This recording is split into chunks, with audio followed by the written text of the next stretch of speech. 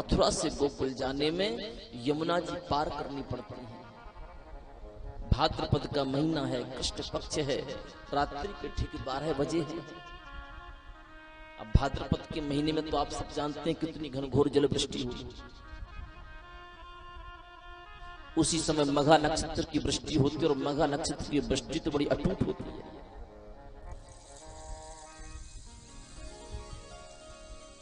यमुना जी का एक नाम कालिंदी है। जैसे यमुना जी ने देखा कि मेरे प्रभु आ रहे हैं, भगवान की 16,108 जो पत्नियां हैं, उनमें से यमुना रूपी कालिंदी भी भगवान की एक पत्नी है। यमुना जी ने मन में विचार किया कि मेरे पतिदेव आ रहे हैं, और यदि मैं पतिदेव के दर्शन न कर पाऊं तो फिर ये मेरा दुर्भाग्य है। पतिदेव का दर्शन तो करना पड़ेगा। वसुदेव जी ने जैसे यमुना जी में प्रवेश किया, यमुना जी ने अपना वेग बढ़ाना आरंभ कर दिया। जैसे यमुना जी ने अपना वेग बढ़ाया तो जो यमुना जी पहले घुटमन थी ना, वो यमुना जी यहां तक आएगी, लेकिन फिर भी पति देव को दर्शन न भयो। यमुना जी ने फिर वेग बढ़ायो तो यमुना जी यहां तक आएगी, फिर भी पति देव के दर्शन न भयो। यमुना जी ने फिर वेग बढ़ायो तो पति देव तो नाय दिखे, पर ससुर जी की दाढ़ी दिखे। जब ठाकुर जी उनके पति भय तो वसुदेव ससुर जी होंगे कि नहीं? अब यमुना जी मन में विचार कर दे के ताई लगी कि पति देव के दर्शन भय ना आए, ससुर जी की दाढ़ी दिख पड़ी, अब मैं दर्शन करूं तो करूं। ठाकुर जी ने मन में विचार किया कि ये मानेंगे नहीं, ये मेरे दर्शन करके ही रहेंगे, और यदि मैंने थोड़ी सी देर और कर दी तो पिताजी संपूर्ण जलमग्न हो जाएंगे।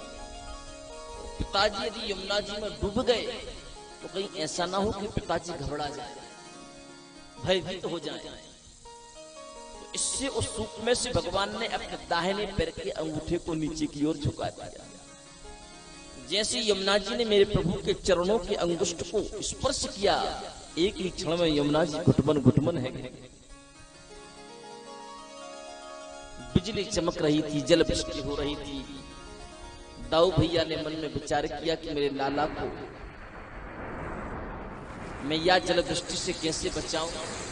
तो बलराम जी साक्षात शेषनाग बन करके आगे आगे वसुदेव जी चल रहे हैं, पीछे पीछे शेषनाग रूप बलराम चल रहे हैं। अपने शेषनाग की छत्र छाया में ठाकुर जी को ढक लिया। वसुदेव जी को पता ही नहीं चला कि मेरे पीछे क्या हुआ। चले जा रहे हैं, गोकुल नगरी पहुंचे।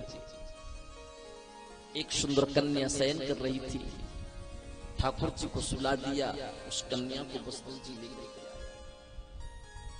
सुखदेव जी कहते हैं, राजा जैसे वसुदेव जी उस कन्या को लेकर के मथुरा में प्रवेश करते हैं तो पीछे से एक एक दरवाजे अपने आप बंद होते जाते हैं, अपने आप उनमें ताले लगने लग जाते हैं।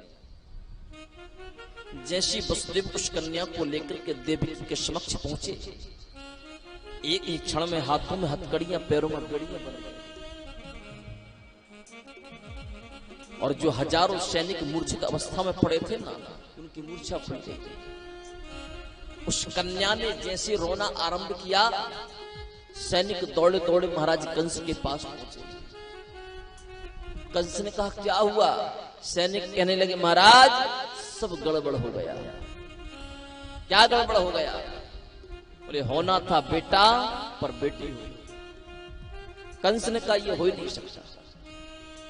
आकाशवाणी ने तो कहा था बेटा होगा, पर ये बेटी कहां से? बोले महाराज ये तो उनको पता नहीं है, अब आप विश्वास ना हो तो चल करके देख लो। कंस दौड़े दौड़े आए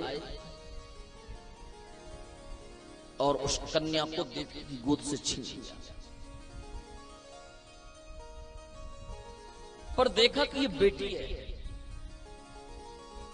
तो उस बेटी को देख करके कन्या को, उस कंस को दया आ गई। कंस के मन में विचार आया कि इस बेटी को मार करके मुझे क्या मिलेगा, इससे मेरी क्या सफलता है। मेरे लिए जो भय था वो इसके 8वें पुत्र से था, पर ये तो 8वीं पुत्री है। कंस को दया आ गई, कंस ने उस बेटी को छोड़ दिया, वापिस आ गया। यहां पर राजा परीक्षित के मन में संशय होता है। परीक्षित ने भगवान सुखदेव से पूछा, गुरुदेव, जब वसुदेव ने उस बेटे को अपनी गोद में उठाया तो हाथों में से हथकड़ियां खुल गई, पैरों में से बेड़ियां खुल गई, लेकिन जब बेटे को छोड़ करके जब बेटी को लेकर के आए तो वसुदेव को पुनः उन्हीं बंधनों में क्यों बंधना पड़ा? सुखदेव जी कहते, राजा, जो वो बालक था ना, वो कोई साधारण बालक नहीं था, वो साक्षात ब्रह्म था।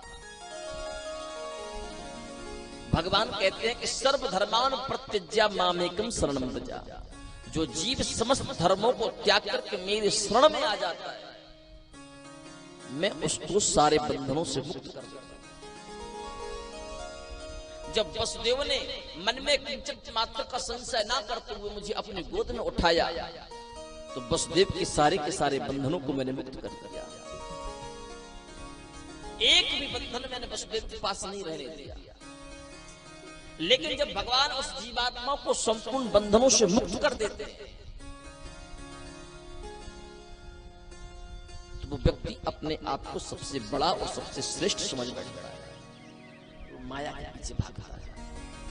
जब माया के पीछे भागने लगता है ना तो भगवान से दूर हो जाता है।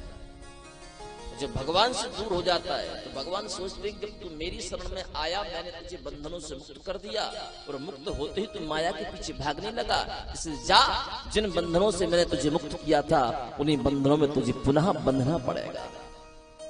जो ठाकुर जी थे वो ईश्वर थे और जो कन्या थी वो माया थी। जब ठाकुर जी का त्याग करके वसुदेव उस माया रूपी कन्या को लेकर के आते हैं तो वसुदेव को पुनः बंधनों में बंधना पड़ा।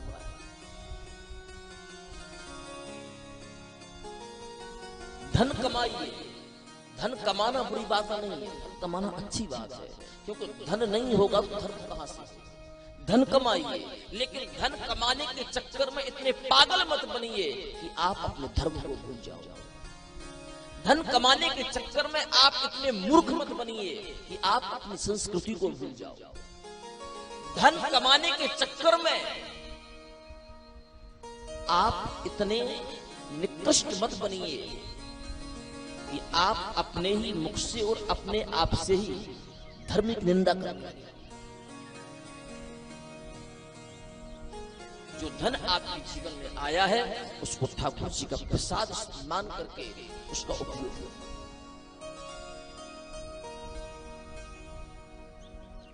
अतिलोभो न कर्तव्यो लोभम नैव परित्यजे। अतिलोभाविभूतस्य चक्रं भ्रमति मस्तके।